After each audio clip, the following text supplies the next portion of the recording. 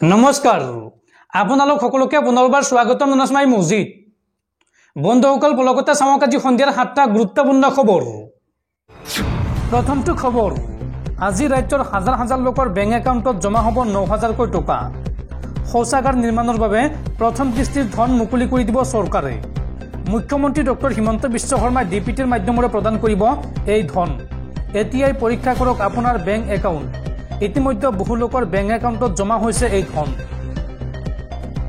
শৌচাগাৰ নিৰ্মাণৰ বাবে বেংক একাউণ্টত চৰকাৰে দিব 9000 কোটি টকা শৌচাগাৰ লাগে যদি তেন্তে এতিয়াই কৰক আবেদন প্ৰথম কিস্তিৰ ধন 9000 টকা দিব চৰকাৰে প্ৰথম পৰ্যায়ত 1 লাখ পৰিয়ালক দিব এই ধন চৰকাৰে পোনপটীয়াকৈ একাউণ্টত জমা কৰাই দিব 9000 টকা আৰু প্ৰতিটো শৌচাগাৰ নিৰ্মাণৰ বাবে ধন দিব চৰকাৰে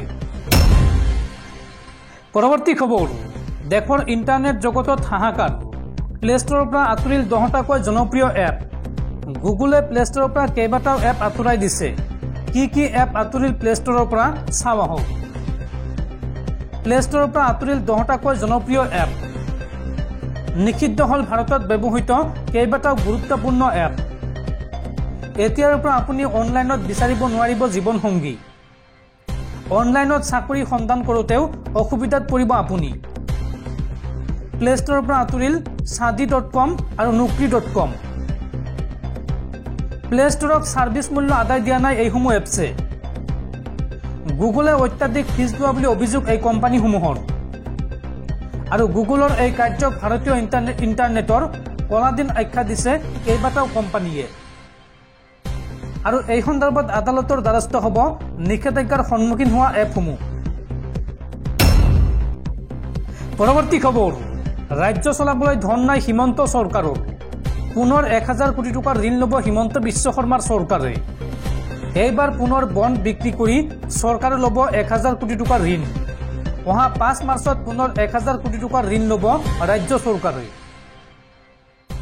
বন্ধুসকল তাৰপিছত 4 নম্বৰ খবৰটো জনোৱাৰ আগতে আপোনালৈ এটা সৰু ৰিকুৱেষ্ট যদি তালৈকে এই ভিডিঅ'ত লাইক কৰা নাই তেন্তে প্লিজ এটা লাইক কৰি দিয়ক আৰু এনেকুৱা ধৰণৰ নতুন নতুন ভিডিঅ' পাবলৈ চেনেলটো সাবস্ক্ৰাইব কৰি কাষত থকা বেল আইকনটো প্ৰেছ কৰি ৰাখক পৰৱৰ্তী খবৰ চৰকাৰী কৰ্মচাৰীক লৈ মুখ্যমন্ত্ৰী হিমন্ত বিশ্ব শৰ্মাৰ ডাঙৰ ঘোষণা এতিয়াৰ পৰা 6 বজাৰ পিছত কাৰ্যালয়ত থকাৰ কোনো প্ৰয়োজন নাই চৰকাৰী কৰ্মচাৰীৰ সন্ধিয়া 7:30 স্বয়ংক্ৰিয়ভাৱে কৰ্তন কৰা হ'ব ৰাজ্যৰ চৰকাৰী কাৰ্যালয়ৰ বিদ্যুৎ এই ডাঙৰ ঘোষণা মুখ্যমন্ত্ৰীৰ এতিয়াৰ পৰা স্বয়ংক্ৰিয়ভাৱে কৰ্তন হ'ব ৰাজ্যৰ চৰকাৰী কাৰ্যালয়ৰ বিদ্যুৎ সন্ধিয়া 7:30 পিছতে কৰ্তন কৰা হ'ব বিদ্যুৎ ৰাজ্যৰ 232টা কাৰ্যালয়ত কৰা হ'ব এই ব্যৱস্থা চৰকাৰী কৰ্মচাৰীয়ে 6 বজাৰ পিছত কাৰ্যালয়ত থকাৰ কোনো প্ৰয়োজন নাই ৰাতি অধিক সময় থকাৰ বিপৰীতে পুৱা সোনকালে 1 ঘণ্টা আগত কাৰ্যালয়লৈ অহাৰ আহ্বান মুখ্যমন্ত্ৰীৰ আজি গুৱাহাটীত কৰ ভৱন মুকলি কৰি এই ঘোষণা মুখ্যমন্ত্ৰীৰ পৰৱৰ্তী খবৰ ৰাজ্যৰ সাম্প্ৰতিক পৰিস্থিতি আৰু নাগৰিকত্ব সংশোধনী আইনক লৈ সংবাদমেল বিধায়ক অখিল গগৈয়ে সংবাদমেল পাতি ডিজিপি জিপি সিং সৌদ অসম ছাত্ৰ সন্থা আৰু চৰকাৰ তথা প্ৰশাসনক খুৰদাৰ সমালোচনা কৰে ডিজিপি জিপি সিঙক পুনৰ হকিয়নি বিধায়ক অখিল গগৈৰ ডিজিপি জিপি সিঙে ভয় ভাবুকিৰে এটা জাতিক যদি সন্মান কৰিব পাৰিম বুলি ভাবিছে তেনেহলে ভুল ভাবিছে অখিল গগৈৰ প্ৰশ্ন যে এজন আৰক্ষী প্ৰধানে সংবিধান বিৰোধী কথা কোৱাৰ অধিকাৰ ক'ত পালে উচ্চ ন্যায়ালয়ৰ এটা ৰায়ৰ দুখাই দি জিপি সিঙে অসমৰ ৰাইজৰ গণতান্ত্ৰিক আন্দোলনক বাধা দিয়াৰ চেষ্টা কৰিছে আন্দোলনৰ নামত যদি কোনোৱে ধ্বংস কাৰ্যত লিপ্ত হয় তেতিয়া আইনসংগত ব্যৱস্থা গ্ৰহণ কৰাৰ অধিকাৰ আছে কিন্তু এজন ৰাজনৈতিক ব্যক্তিৰ দ্বাৰা কথা কোৱাৰ অধিকাৰ জিপি সিঙৰ নাই আনহাতে মেট্ৰিক পৰীক্ষাত গণিতৰ প্ৰশ্নকাকতৰ বিসংগতি সন্দৰ্ভত অখিল গগৈৰ মন্তব্য যে সেৱা এটা অযোগ্য বিভাগ সুচাৰুৰূপে এটা পৰীক্ষা পৰিচালনা কৰাৰ যোগ্যতা নাই সেৱাৰ অখিল গগৈৰ দাবী ছাত্ৰ ছাত্ৰীৰ ক্ষতি নোহোৱাকৈ শিক্ষা বিভাগে এই ক্ষেত্ৰত উচিত ব্যৱস্থা গ্ৰহণ কৰিব লাগে লগতে শিক্ষামন্ত্ৰীৰ ক্ষমা বিচৰাৰ দাবী বিধায়ক অখিল গগৈৰ আৰু লগতে কা বিৰোধী আন্দোলনৰ ক্ষেত্ৰত বৰ্তমান আচুৰ স্থিতিক খুৰদাৰ সমালোচনা বিধায়ক অখিল গগৈৰ মন্তব্য কাৰ বিৰুদ্ধে আচুৰ ঘোষিত কাৰ্যসূচী পালমৰা ধৰণৰ এটা ভয়ঙ্কৰ সময়ত আছুৱে বিভিন্ন জাতি জনগোষ্ঠীক লগত লৈ বৃহৎ আন্দোলনত নামিব লাগিছিল যদিও আছুৰ কাৰ্যসূচী চৰকাৰৰ লগত আলোচনা কৰি লোৱা কাৰ্যসূচীৰ দৰে হৈছে যাতে চৰকাৰে বেয়া নাপায়। এই মন্তব্য বিধায়ক অখিল গগৈৰ। পৰৱৰ্তী খবৰ, পেটিএম পেমেণ্টছ বেংকৰ বিৰুদ্ধে কঠোৰ হৈ পৰিছে ৰিজাৰ্ভ বেংক। পেটিএম পেমেণ্টছ বেংকক এইবাৰ RBIয়ে বিহিলে 5 কোটিতকৈ অধিক টকাৰ জৰিমনা। পেটিএম পেমেণ্টছ বেংকৰ বিৰুদ্ধে কঠোৰ ব্যৱস্থা গ্ৰহণ কৰিছে ভাৰতীয় ৰিজাৰ্ভ বেংকে। ধন সৰবৰাহ প্ৰতিৰোধ আইন উলংঘা কৰাৰ অভিযোগত এই ব্যৱস্থা গ্ৰহণ কৰা বুলি জানিব পৰা গৈছে। RBIৰ শেহতীয়া নিৰ্দেশনা অনুসৰি পেটিএম বেংকক 5 কোটি টকাৰ জৰিমনা বিহা হৈছে আৰু ফেব্ৰুৱাৰীৰ পৰা একাউণ্ট বা ৱালেটত নতুনকৈ জমা ধন গ্ৰহণ কৰা বন্ধ কৰিবলৈ নিৰ্দেশ দিছে। ৰিজাৰ্ভ বেংকৰ এই কাৰ্যক ফিনটেকৰ বিৰুদ্ধে ডাঙৰ আঘাত হিচাপে বিবেচিত হৈছে। ধন সৰবৰাহৰ অভিযোগত পেটিএম পেমেণ্টছ বেংকৰ বিৰুদ্ধে 5.49 কোটি টকাৰ জৰিমনা বিহা হৈছে। ফেব্ৰুৱাৰী মাহৰ পৰা একাউণ্ট বা ৱালেটত নতুনকৈ জমা ধন গ্ৰহণ কৰা বন্ধ কৰিবলৈ নিৰ্দেশ দিয়া ভাৰতীয় ৰিজাৰ্ভ বেংকে এতিয়া সেই নিৰ্দেশৰ সময়সীমা 15 মাৰ্চলৈকে বৃদ্ধি কৰিছে। অৰ্থাৎ 15 মাৰ্চৰ পিছত পেটিএম পেমেণ্টছ বেংকৰ জৰিয়তে কোনো লেনদেন কৰিব নোৱাৰিব গ্ৰাহকে, অৰ্থাৎ সম্পূৰ্ণৰূপে বন্ধ হৈ পৰিব। পৰৱৰ্তী খবৰ, ইজৰাইল পেলেষ্টাইন যুদ্ধৰ ডাঙৰ আপডেট।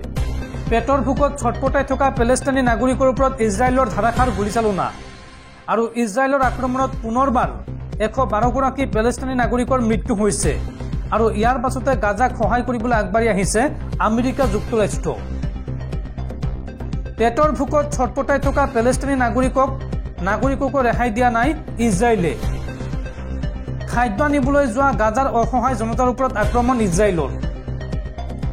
ইজৰাইলী সেনাৰ গুলীত 112 গৰাকী পেলেষ্টাইনী নাগৰিকৰ মৃত্যু হৈছে আৰু লগতে গুৰুতৰভাৱে আহত হৈছে 760 গৰাকী পেলেষ্টাইনী নাগৰিক।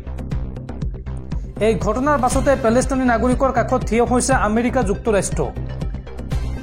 আকাশ মাৰ্গেৰে গাজাৰ হাজাৰ হাজাৰ লোকক সহায় কৰাৰ ঘোষণা আমেৰিকাৰ প্ৰেছিডেণ্টৰ। ইজৰাইলৰ বাধা নেওচি যিকোনো প্ৰকাৰে খাদ্য প্ৰেৰণৰ বাবে আমেৰিকা প্ৰস্তুত। ইফালে ইজৰাইলৰ আক্ৰমণত গাজাত 70ৰো অধিক পণবন্দীৰ মৃত্যু হৈছে। শেহতীয়া আক্ৰমণত 7 গৰাকী পণবন্দীৰ মৃত্যু হোৱা বুলি দাবী কৰিছে হামাছে। পৰৱৰ্তী খবৰ, ৰাজ্যত পুনৰ সংঘটিত হৈছে এক ভয়ংকৰ ঘটনা। লাহোৱালৰ ৰংপুৰীয়াত নিজৰ ছাৰ্ভিচ পিষ্টলৰে গুলীয়াই আত্মহত্যা এইগৰাকী আৰক্ষী বিষয়াৰ। লাহোৱালৰ ৰংপুৰীয়াত চাঞ্চল্যকৰ ঘটনা, নিজৰ ছাৰ্ভিচ পিষ্টলৰে গুলীয়াই আত্মহত্যা আৰক্ষী বিষয়াৰ। এই ঘটনাত নিহত হৈছে বা আত্মহত্যা কৰা আৰক্ষী বিষয়াজন হৈছে নামৰূপ থানাৰ OC অনুপম গোৱালা। বিষয়াগৰাকীৰ গুলীত গুৰুতৰভাৱে আহত হৈছে আন এগৰাকী মহিলাও। সংকটজনক অৱস্থাত মহিলাগৰাকীক ভৰ্তি কৰোৱা হৈছে AMCHত। মৃত অনুপম গোৱালাৰ ঘৰ বোকাখাটৰ কাকচাঙত। পৰৱৰ্তী খবৰ, আপোনাৰ বাহনখন পুলিচে জব্দ কৰিছে নেকি? যদি আপোনাৰ বাহনখন পুলিচে জব্দ কৰিছে তেন্তে শীঘ্ৰেই খবৰ লওক জব্দ কৰা বাহনৰ, নহ'লে আৰক্ষীয়ে বিক্ৰী কৰি দিব আপোনাৰ বাহন। এই সন্দৰ্ভত আৰক্ষীয়ে প্ৰকাশ কৰিছে জব্দ কৰা 3 শতাধিক বাহনৰ নম্বৰ। বাহনৰ গৰাকীক বাহন মোকলাই আনিবলৈ 10 দিনৰ সময় বান্ধি দিলে আৰক্ষীয়ে, অন্যথা সেই বাহন বিক্ৰী কৰি দিয়া হ'ব। শীঘ্ৰেই খবৰ লওক জব্দ কৰা বাহনৰ। জব্দ কৰা সহ বাহনৰ তালিকা প্ৰকাশ কৰিলে আৰক্ষীয়ে। বাহনৰ খবৰ নকৰিলে আৰক্ষীয়ে বিক্ৰী কৰি দিব আপোনাৰ বাহনখন। এই সন্দৰ্ভত 300ৰো অধিক জব্দকৃত বাহনৰ নম্বৰ প্ৰকাশ কৰিছে ধুবুৰী আৰক্ষীয়ে। 4চকীয়া 2চকীয়া বাহনৰ নম্বৰ ৰংসহ আৰক্ষীয়ে প্ৰকাশ কৰিছে। ধুবুৰীৰ বিভিন্ন থানাৰ জিম্মাত আছে এই জব্দকৃত বাহনবোৰ। গৌৰীপুৰ, গোলকগঞ্জ, আগমনী, বিলাসীপাৰা, চাপটগ্ৰাম আৰু চাপৰ থানাত খবৰ কৰিবলৈ আহ্বান জনাইছে জনতাক। আগন্তুক 10 দিনৰ ভিতৰত উপযুক্ত নথি লৈ থানাসমূহত খবৰ কৰিবলৈ আহ্বান জনাইছে আৰক্ষীয়ে, অন্যথা এই বাহনসমূহ বিক্ৰী কৰি দিব আৰক্ষীয়ে।